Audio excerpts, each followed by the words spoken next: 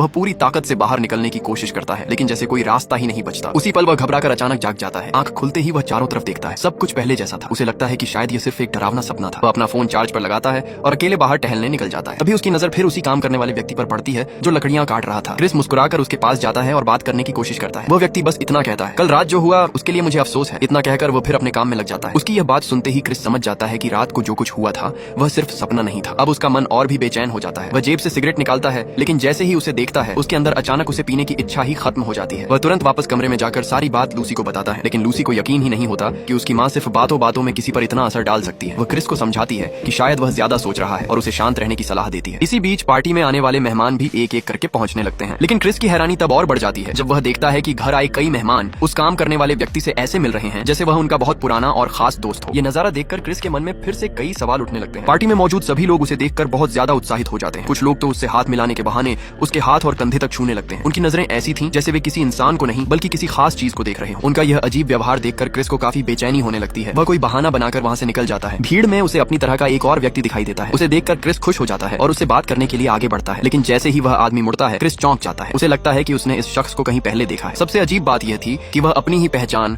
और अपने जैसे लोगों से बिल्कुल अनजान सा व्यवहार कर रहा था। तभी एक बुजुर्ग मेहमान वहाँ आते हैं। वह उस आदमी से थोड़ी देर बात करते हैं और फिर दोनों साथ में वहाँ से चले जाते हैं। अब तक हुई सारी बातें क्रिस के दिमाग में घूमने लगती हैं। वह उलझन में अपने कमरे में लौट जाता है। कमरे में पहुंचकर वह देखता है कि उसका फोन चार्जर से निकला हुआ है। उसे समझ नहीं आता कि उसे किसने हटाया। वह तुरंत लूसी के पास जाता है और पूरे दिन की अजीब घटनाओं के बारे में बताता है, लेकिन लूसी उसे समझाती है कि वह बेवजह ज्यादा सोच रहा है और हर बात पर शक नहीं करना चाहिए। फिर भी क्रिस का मन शांत नहीं होता। वह अपने दोस्त फैटी को फोन करता है और पिछली रात हुई हिप्नोसिस वाली घटना के बारे में सब बता देता है। फैटी जो पुलिस में काम करता है, यह सुनकर एक पुराने मामले को याद करता है। वह बताता है कि पहले भी एक ऐसा केस सामने आया था जिसमें हिप्नोसिस के बाद एक आदमी का व्यवहार पूरी तरह बदल गया था। लेकिन क्रिस को यह बात कुछ ज्यादा ही अजीब लगती है और वह यकीन नहीं कर पाता। इसी बीच कमरे का दरवाजा खुलता है और घर में काम करने वाली महिला अंदर आती है। वह कहती है कि कमरे की सफाई करते समय गलती से उसने उसका फोन चार्जर निकाल दिया था, इसलिए माफी मांगने आई है। लेकिन अगले ही पल उसके चेहरे के भाव पूरी तरह बदल जाते हैं। ऐसा लगता है जैसे वह कुछ कहना चाहती हो लेकिन कह नहीं पा रही। उसकी आंखों से आंसू निकलने लगते हैं जबकि उसके चेहरे पर मुस्कान बनी रहती है। रोते हुए भी हंसना, ये नजारा देखकर क्रिस पूरी तरह घबरा जाता है। वह तुरंत घर से बाहर निकल आता है। बाहर कई मेहमान एक जगह इकट्ठा खड़े होते हैं। वहीं उसे फिर वही आदमी दिखाई देता है जिससे वह पहले मिला था। इस बार क्रिस चुपके से उसकी तस्वीर लेने की कोशिश करता है, लेकिन जल्दबाजी में वह अपने फोन की फ्लैश बंद करना भूल जाता है। जैसे ही फ्लैश चमकती है वहाँ मौजूद सभी लोगों का ध्यान उसकी तरफ चला जाता है। अचानक वह आदमी अपना आपा खो बैठता है। वह तेजी से क्रिस के पास आता है, उसका कॉलर पकड़ लेता है और गुस्से में चिल्लाते हुए कहता है, यहाँ से चले जाओ, अभी चले जाओ। इतने में लूसी का भाई दौड़कर आता है